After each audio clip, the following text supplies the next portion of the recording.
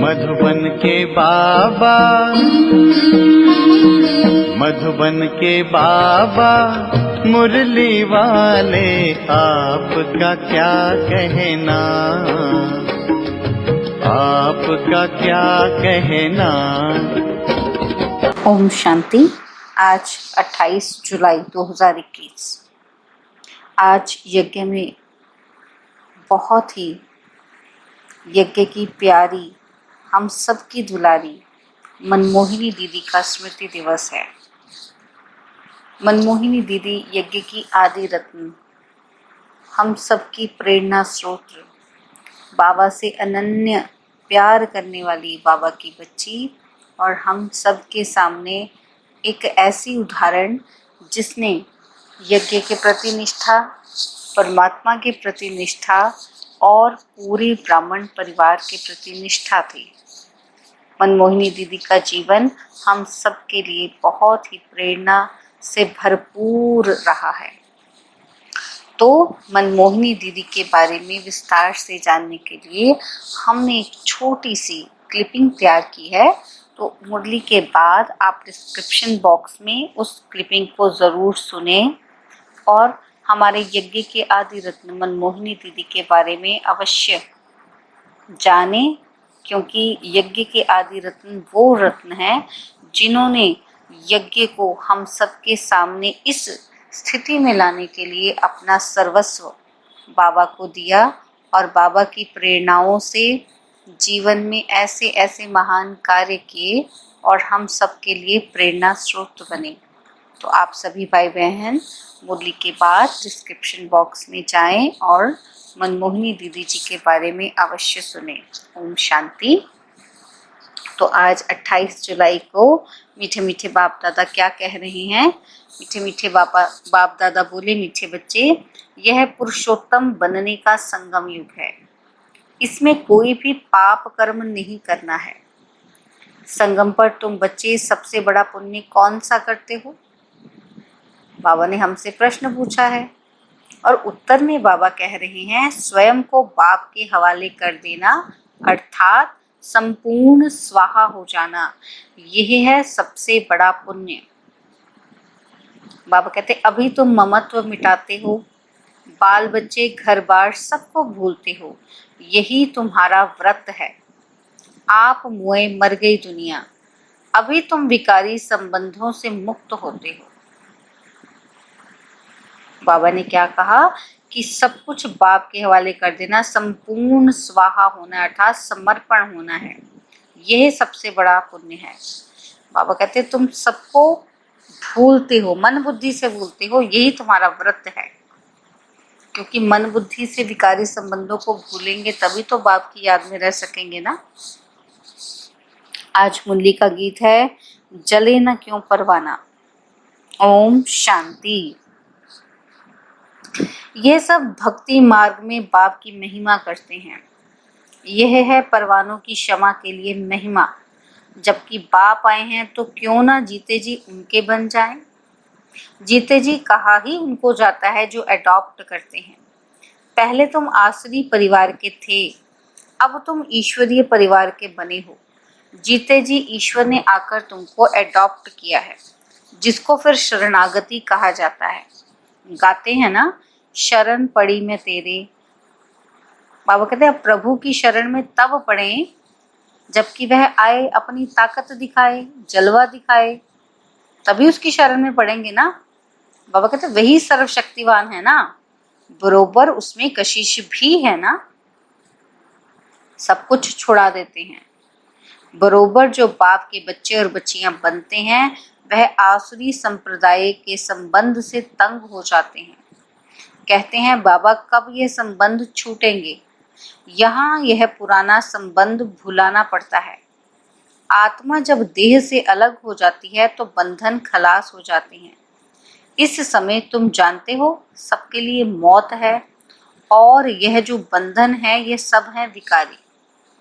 अब बच्चे निर्विकारी संबंध चाहते हैं। निर्विकारी संबंध में थे, फिर विकारी संबंध में पड़े, फिर हमारा निर्विकारी संबंध होगा। यह बातें और किसी की बुद्धि में नहीं होती। बच्चे जानते हैं हम आसुरी बंधन से मुक्त होने का पुरुषार्थ कर रहे हैं। एक बाप से योग रखा जाता है, एक उस तरफ है रावण, इस तरफ है एक राम। यह बातें दुनिया नहीं जानती। कहते भी हैं राम राज्य चाहिए, परंतु सारी दुनिया रावण राज्य में है, ये कोई समझते नहीं है। राम राज्य में तो पवित्रता, सुख, शांति थी, वह अब नहीं है, परंतु जो कहते हैं उनको महसूस नहीं करते हैं। अब कहते जो कहते हैं उसको फील ही नहीं करते। गाया भी जाता है, यह सब आत्माएं, सब सीताएं हैं। एक सीता की बात नहीं है, ना ही एक अर्जुन की, ना एक द्रौपदी की बात है। बाबा कहते ये तो अनेकों की बात है, दृष्टांत एक का देते हैं। एग्जाम्पल तो एक की देंगे ना, तो ऑन एन एवरेज सबकी बात की जाती है। तो बाबा हम सब की बात कह रहे। बाबा कहते एक द्रौपदी नहीं थी, हम सब द्रौपदियां हैं। दृष्टांत एक का देते हैं। तुमको भी कहा जाता है कि तुम सब अर्जुन मिसल हो। अर्जुन मिसल माना, अर्जुन माना ज्ञान को अर्जित करने वाला, जिसको ज्ञान की प्यास है, जो अर्जित कर अर्न कर रहा है। तुम कहेंगे अर्जुन तो यह भागीरथ हो गया। बाप कहते हैं मैं साधारण बूढ़े तन का रथ लेता हूँ, उन्होंने फिर चित्रों में घोड़ा गाड़ी दिखाया है। रथ की बात की तो रथ को उन्होंने क्या ले लिया कि सिंपल जो घोड़ा गाड़ी के साथ लगता है वो रथ। बाबा का मतलब क्या है? रथ मीन्स तन, तन का आधार। बाबा कहते हैं इसको अज्ञान कहा जाता है, क्योंकि भावार्थ नहीं ना समझा।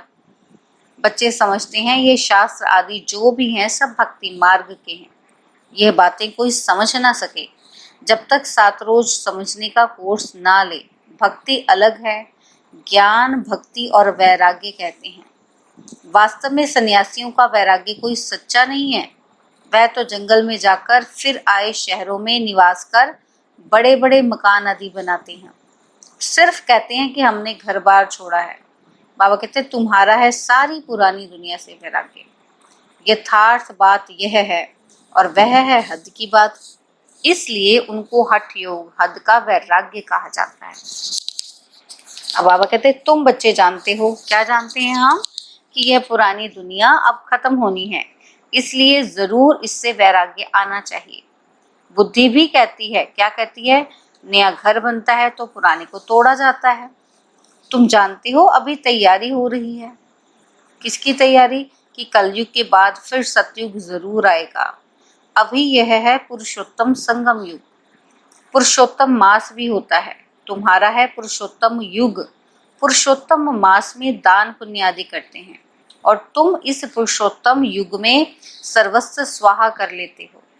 जानते हो ये सारी दुनिया ही स्वाहा होनी है, तो सारी दुनिया का सर्वस्व स्वाहा होने के पहले हम अपने को क्यों ना स्वाहा करें? बाबा कहते इसका तुमको कितना पुण्य मिलेगा। वह है हद का पुरुषोत्तम मास। ये तो बेहद की बात है।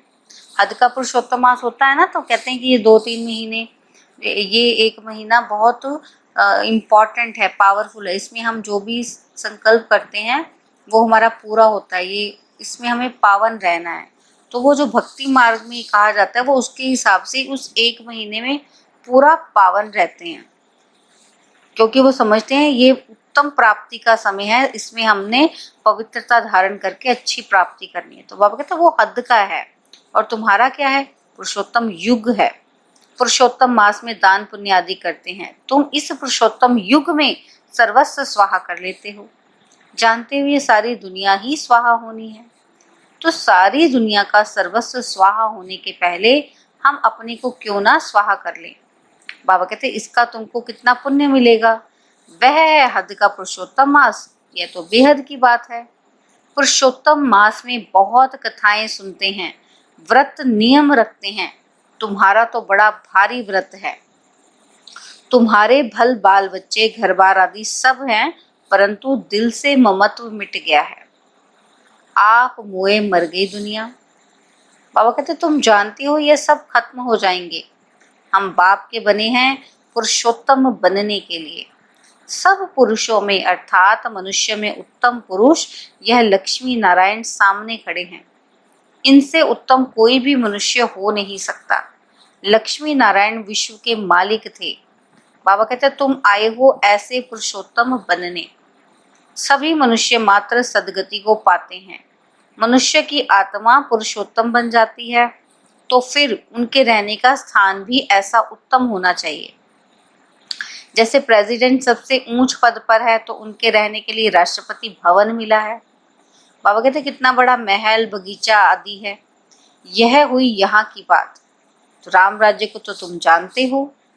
बाबा कहते कि तुम सतयुगी पुरुषोत्तम बनते हो, फिर यह कलयुगी पुरुषोत्तम रहेंगे नहीं। तुम सतयुगी पुरुषोत्तम बनने के लिए पुरुषार्थ कर रहे हो। तुम जानते हो हमारे महल कैसे बने हुए होंगे। कल राम राज्य होगा, तुम राम राज्य में पुरुषोत्तम होंगे। तुम चैलेंज करते हो। क्या चैलेंज करते हो? कि हम रावण राज्य को बदल राम राज्य स्थापन करेंगे। बाबा कहते अब चैलेंज किया है तो एक दो को पुरुषोत्तम बनाना है। कैसे? भविष्य 21 जन्म के लिए बनाना है। देवताओं की महिमा गाते हैं। क्या? कि सर्व गुण संपन्न, 16 कला संपूर्ण, है ना, और अहिंसा परमो देवी देवता धर्म।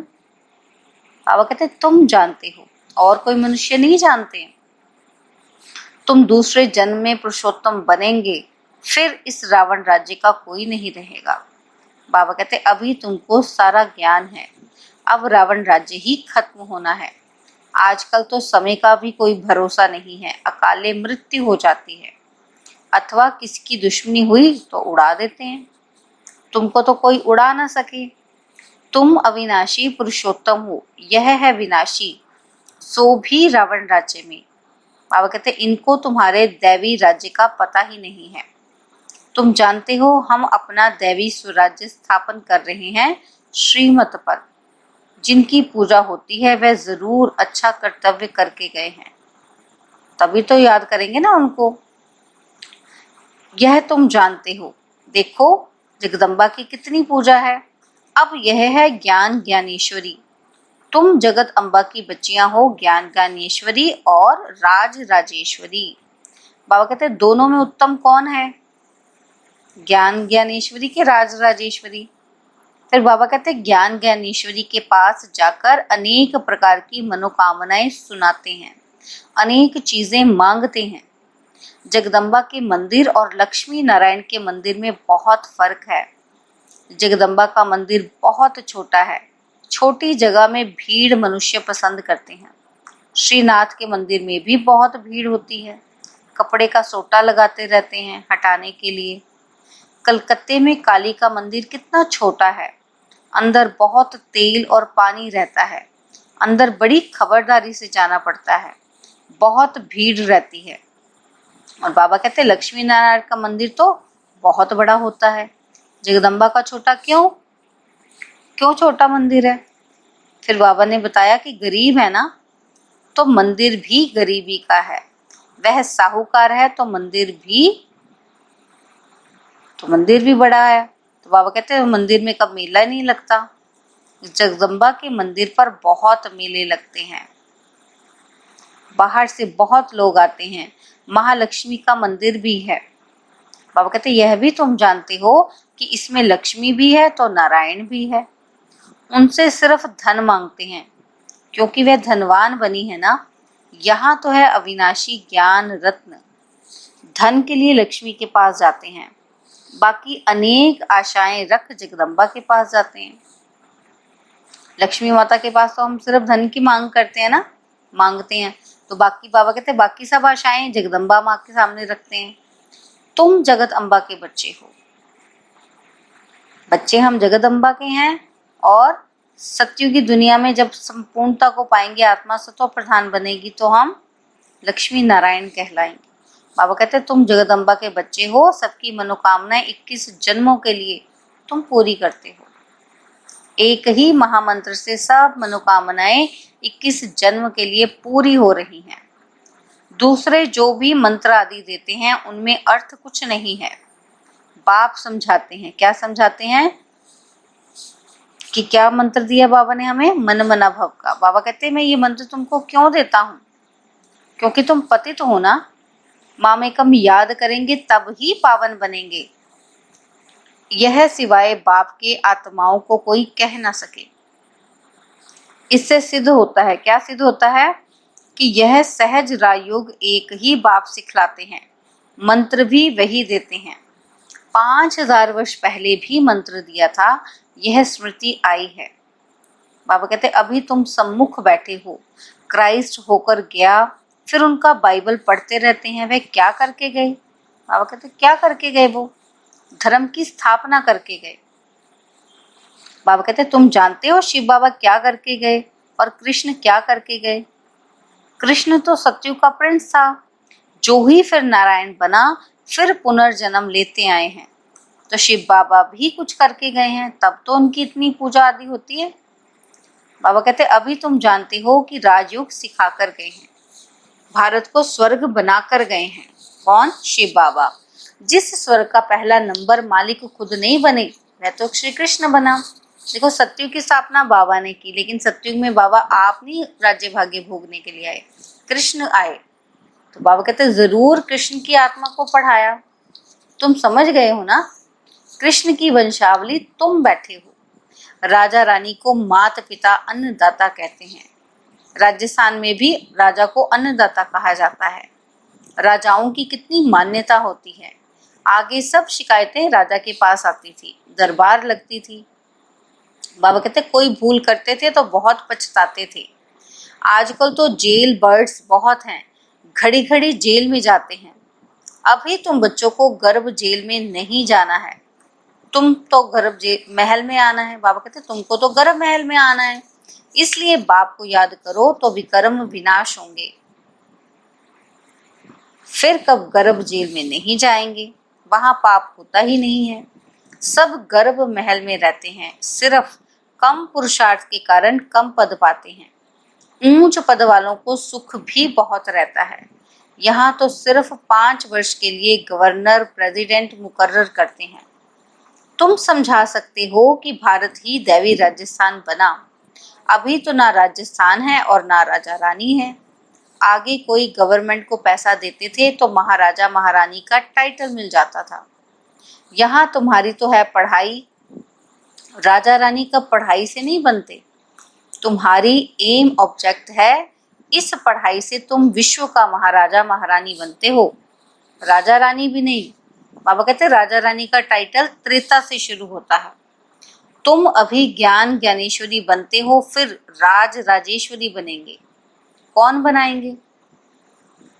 ईश्वर। कैसे? राजयोग और ज्ञान से। बाबा कहते राजाई के लिए बाप को याद करना है। बाप तुमको स्वर्ग का मालिक बनाते हैं, यह तो बहुत सहज है ना। हेवन स्थापन करने वाला है ही गॉड फादर।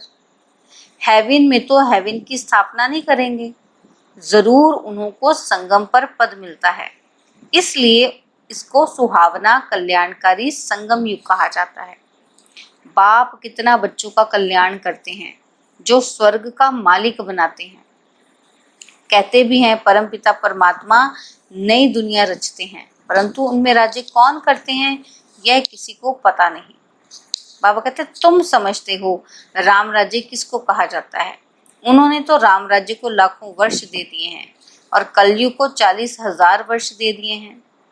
बाप कहते हैं मैं आता ही हूँ संगम पर, आकर ब्रह्मा द्वारा विष्णुपुरी की स्थापना करता हूँ। सत्यनारायण की कथा भी यह है। सतयुग में तुम लक्ष्मी नारायण सर्वगुण संपन्न बनते हो, फिर कला कम होती जाती है। नया झाड़ तब कहा जाता है जब स्थापना होती है। नया मकान बनता है तो नया कहेंगे। बाबा कहते तुम भी सतयुग में आएंगे तो नई राजधानी होगी, फिर कला कम होती जाती है, स्थापना यहाँ होती है। यह वंडरफुल बातें कोई की बुद्धि में नहीं है। तो बाप ने समझाया है क्या कि सभी आत्माओं के लिए यह युग है पुरुषोत्तम बनने का। जीवन मुक्ति को पुरुषोत्तम कहा जाता है, जीवन बंद को पुरुषोत्तम नहीं कहेंगे। इस समय सब जीवन बंद में है, बाप आकर सबको जीवन मुक्त बनाते हैं। तुम आधा कल्प जीवन मुक्त होंगे, फिर जीवन बंद। यह तुम समझते हो। तुम्हारा व्रत नियम क्या है? क्या है हमारा व्रत नियम? बाबा ने आकर व्रत रखवाया है, खान पान की बात नहीं है, सब कुछ करो, सिर्फ एक तो बाप को याद करो और पवित्र बनो। पुरुषोत्तम मास में बहुत करके पवित्र भी रहते होंगे। वास्तव में इस पुरुषोत्तम युग का मान है तो तुमको कितनी खुशी, कितना नशा होना चाहिए। अब तुमसे कोई पाप कर्म नहीं होना चाहिए क्योंकि तुम पुरुषोत्तम बन रहे हो। अच्छा, मीठे मीठे सिकिलदे बच्चों प्रति माता पिता बाप दादा का याद प्यार और गुड मॉर्निंग। रूहानी बाप की रूहानी बच्चों को नमस्ते। हम रूहानी बच्चों की रूहानी बाप दादाजी को दिलवा जान सिकवा प्रेम से नमस्ते। ओम शांति। प्यारे बाबा, मीठे बाबा, मेरे बाबा, शुक्रिया बाबा, शुक्रिया बाबा, शुक्रिया बाबा। धारणा के लिए मुख्य सार है। पहला पॉइंट है, इस पुरुषोत्तम युग में जीवन मुक्त बनने के लिए पुण्य कर्म करने हैं, पवित्र जरूर रहना है, घर बार आदि सब होते दिल से ममत्व मिटा देना है। सेकंड पॉइंट है, श्रीमत पर अपने तन मन धन से दैवी राज्य स्थापन करना है, पुरुषोत्तम बनाने की सेवा करनी है। और बाबा ने आज हमको वरदान दिया है, ऑलमाइटी बाप की अथॉरिटी से हर कार्य को सहज करने वाले सदा अटल निश्चय बुद्धि भव। ऑलमाइटी बाप की अथॉरिटी से हर कार्य को सहज करने वाले सदा अटल निश्चय बुद्धि भव। हम सबसे श्रेष्ठ ऑलमाइटी बाप की अथॉरिटी से सब कार्य करने वाले हैं। यह इतना अटल निश्चय हो जो कोई टाल ना सके। इससे कितना भी कोई बड़ा कार्य करते अति सहज अनुभव करेंगे। समझेंगे कि बाप करवा रहे हैं, ऑलमाइटी अथॉरिटी वही है, तो हम सहज हो जाएंगे। जैसे आजकल साइंस ने ऐसी मशीनरी तैयार की है जो कोई भी प्रश्न का उत्तर सहज ही मिल जाता है, दिमाग चलाने से छूट जाते हैं। ऐसे ऑलमाइटी अथॉरिटी को सामने रखेंगे तो सब प्रश्नों का उत्तर सहज मिल जाएगा और सहज मार्ग की अनुभूति होगी। स्लोगन है, एकाग्रता की शक्ति परवश स्थिति को भी परिवर्तन कर देती है। स्लोगन, एकाग्रता की शक्ति परवश स्थिति को भी परिवर्तन कर देती है। ओम शांति।